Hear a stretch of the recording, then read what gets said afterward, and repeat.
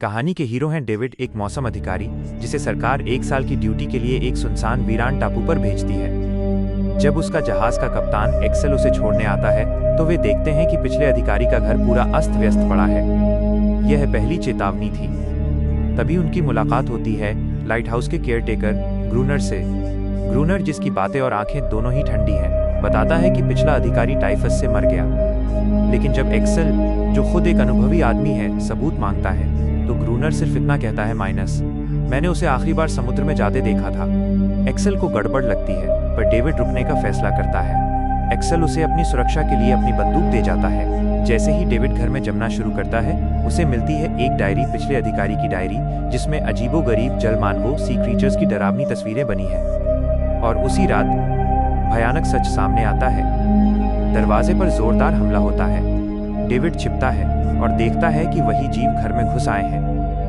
ये जीव सिर्फ रात में निकलते हैं। डर के मारे वो एक जीव को चाकू मारता है और वे भाग जाते हैं। डेविड को समझ आ जाता है कि उसे अपनी लड़ाई खुद लड़नी होगी। वो ग्रूनर से मदद मांगता है, पर ग्रूनर उसे धिक्कारता है और कहता है, तुम्हें यहाँ आना ही नहीं चाहिए था। डेविड अपने घर को एक किले में बदलता है। जाल, हथियार और पेट्रोल का इस्तेमाल करके वो एक भयंकर ट्रैप बनाता है। अगली रात जीव फिर हमला करते हैं और डेविड आग और गोलियों से जवाब देता है।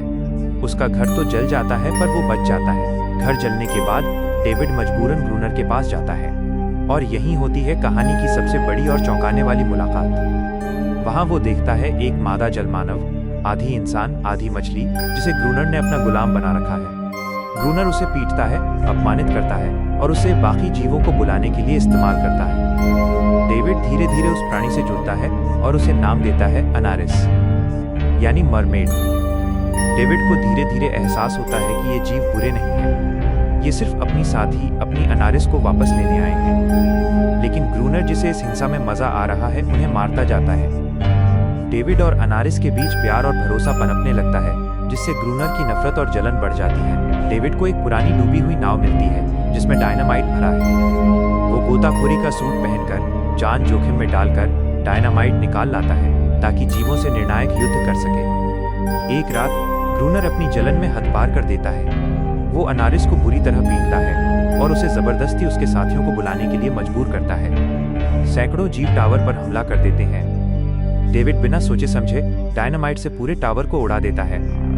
अगले दिन मरे हुए जीवों के बीच डेविड को एक जीव के गले में वही लॉकेट मिलता है जो उसने पहले एक कब्र पर देखा था। ये वो पल था जब डेविड को एहसास हुआ, ये सिर्फ मॉन्स्टर्स नहीं हैं, इनमें भी इंसानों जैसा प्यार, गम और परिवार है। वे खुद इंसानी क्रूरता का शिकार थे। डेविड को अब सच्चाई की तलाश है। वो ग्रूनर के पुराने नोट्स और तस्वीरें देखता है और यहाँ आता है सबसे बड़ा ट्विस्ट। ग्रूनर ही वो गायब हुआ पिछला अधिकारी था। वो अपनी पहचान छिपाकर जी रहा था और खुद ही इन जीवों को मारकर अपना वर्चस्व कायम कर रहा था। जब डेविड उसे सच बताता है तो ग्रूनर टूट जाता है। वो दरवाज़ा खोलकर बाहर चला जाता है और जो समुद्री जीव बाहर इंतजार कर रहे थे वे उसे नोच डालते हैं। 1 साल बाद जब नया अधिकारी टापू पर आता है तो उसकी मुलाकात एक जंगली जैसे दिखने वाले आदमी से होती है। वो आदमी, जो अब डेविड है, नए अधिकारी से झूठ बोल देता है कि ऑफिसर डेविड मर गया।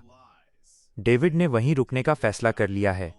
अब वो उन जीवों से नफरत नहीं बल्कि प्यार करता है। उसने इंसानी दुनिया को छोड़कर उस टापू पर उन जीवित आत्माओं के साथ रहने का फैसला किया है। तो दोस्तों, कहानी यहाँ खत्म होती है, लेकिन सवाल बाकी हैं। क्या डेविड ने सही किया? क्या वो बहादुर था या पागल?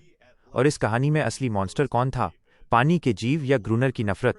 अपने विचार नीचे कमेंट बॉक्स में ज़रूर बताइए। तो लाइक करें, शेयर करें और चैनल को सब्सक्राइब करें। मिलते हैं अगली ज़बरदस्त कहानी में। Good bye.